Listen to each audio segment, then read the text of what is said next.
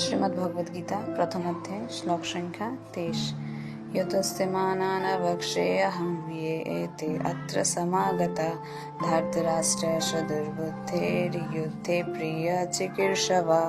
অনুবাদ: ধৃতরাষ্ট্রের দুর্বুদ্ধি সম্পন্ন পুত্রকে সন্তুষ্ট করার মানুষে যারা এখানে যুদ্ধ করতে এসেছে তাদের আমি দেখতে চাই। শ্লোক সংখ্যা 24। সঞ্জয় বাচ एवमुक्त ऋषिकेशो गुडाकेशेन भारत सेनयोरुभयोर्मध्ये स्थापयित्वा रथोत्तमम्।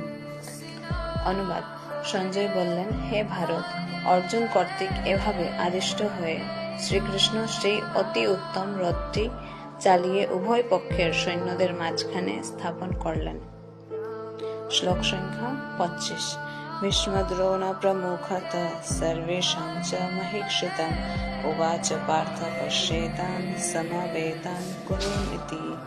অনুবাদ: ভীষ্ম, দ্রোণ প্রমুখ পৃথিবীর অন্য সমস্ত নৃপতিদের সামনে ভগবান ঋষিকেশ বললেন, হে পার্থ, এখানে সমবেত সমস্ত কৌরবদের দেখো।